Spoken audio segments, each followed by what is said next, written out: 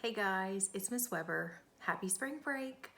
I know that it seems very odd to have a spring break in the middle of a quarantine shelter at home, but I wanted to give you an opportunity to do something on your spring break that might help you feel a little better during this time. So obviously, if you know me, if I'm your teacher or if I've been your teacher before, you know that I love a picture book.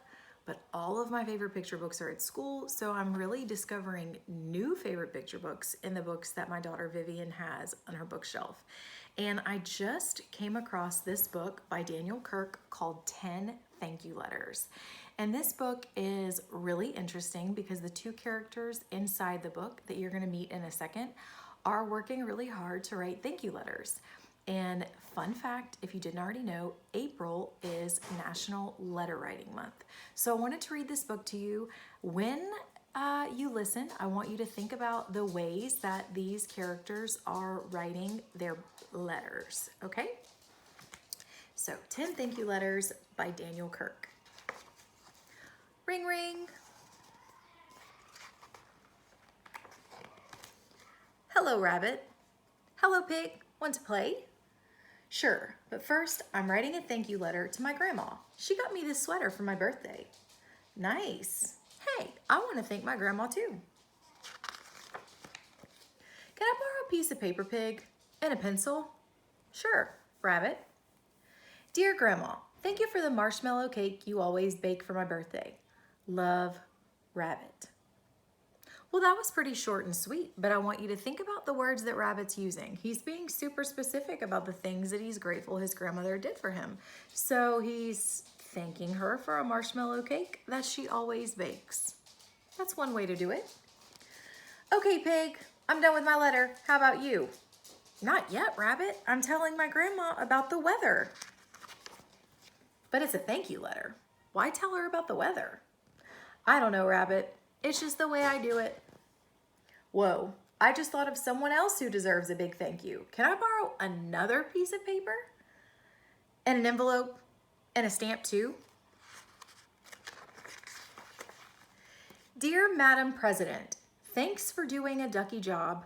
Let me know if you need some help. Love, Rabbit. Done. Are you finished with your letter yet, Pig? Well, no. I thought I'd tell Grandma about how I'm helping my mom with chores. Chores? Why are you telling her that? It's a thank you letter. Because Grandma likes it when I help my mom, and she might want to know how things are going around here. So Pig is taking some extra time to fill in Grandma on things that are going on at home. He said that he knows that Grandma likes it when he helps, so he's wanting to let her know that he's doing that. That's a pretty good idea. That's another way that you can write a thank you letter. Hey, I just thought of another great person to thank. Can I borrow more paper? Dear Mr. Lapin, in case you are wondering how things are going around here, they are great. Your funny books make the whole class laugh. Love, Rabbit. Aren't you done with your letter yet, Pig? No, Rabbit. I just want to tell my grandmother I laughed so much yesterday my loose tooth came out. Can I have another sheet of paper, Pig? Let me guess. You thought of someone else to thank. I sure did. Dear Mrs. Pachyderm, thanks for teaching us about brushing our teeth. Now I have clean teeth and fresh breath. Love, Rabbit. This one done's too. How is your letter going, Pig? Well, I haven't seen my grandma in a while, so there's a lot to tell her, but you keep interrupting. Sorry, Pig. Maybe if you just give me a stack of paper and envelopes and more stamps, I won't have to bother you. Dear Mr. Moose, you are the best librarian. Thanks for finding me so many sports books. Love, Rabbit. Dear Miss Otter, thanks for being a great bus driver and never getting lost on the way to school. Love, Rabbit. Dear Mrs. Chicken, thanks for being a great crossing guard and making sure everyone gets to the other side. Love, Rabbit. Dear Mr. Hog, thanks for always giving me a carrot pop at your market. Love, Rabbit. Dear Mr. Kid, thanks for delivering all our mail. It's a lot to carry, isn't it? Love, Rabbit. There, I am finished. See you later, Pig. I'm off to the mailbox to send my letters. Finally, I can finish my letter. Yay, done. But Rabbit used all my envelopes and all the stamps. Oh no, how will I mail my letter to Grandma now? Ring, ring. Hello, Pig. Guess what? I got more envelopes and stamps for you.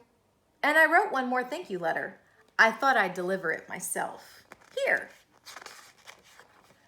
Thanks, Rabbit. No one ever wrote me a thank you letter before. Dear Pig, thank you for inspiring me and for being generous and for being my friend. Love, Rabbit. P.S. Now are you ready to play catch? Yay, game time! After a quick stop at the mailbox. Dear Grandma, thanks for sending the great birthday sweater. Did you know my favorite color is purple? The weather has been cool, so I can wear the sweater every day, even when I'm helping Mom wash dishes or sweep the floor. Yesterday, my best friend Rabbit and I were laughing at a funny book, and my loose tooth fell out. Oh well, I will grow another one. Anyway, thanks again for the sweater, and I hope you are well. Love, Pig. So one of the reasons why I love this book so much is because I think that it's very true that one way to make yourself feel better is by saying thank you and making others feel better. So in a time like this, I think it's important to think of all of the people in this current COVID situation that we could thank. Maybe some of you are having your groceries delivered. You could write a thank you letter to the person who's delivering your groceries or maybe your dinner. Maybe you have a really great homeschool teacher. Maybe mom or dad are staying home with you each day and you know sometimes that it might be hard on them. Maybe say thank you to them. Maybe it's that you miss your teachers or you miss your librarian or your bus driver or your crossing guard like Pig and Rabbit did in the book, and you can write a letter to them. Maybe your parents have to go grocery shopping. Think about all the people who are essential workers and they're having to stay at work while we're staying home. They're providing us with all of the things that we need to stay and quarantine comfortably and safely.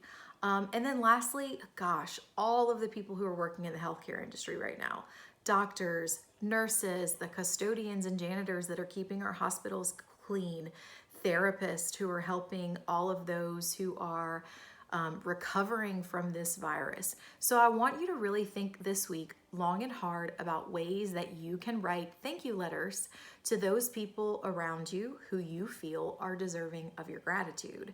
I'm a writing teacher, so I have to let you know, you need to be specific. Tell them exactly what you're thanking them for. Think back to the way that Rabbit and Pig wrote in the story.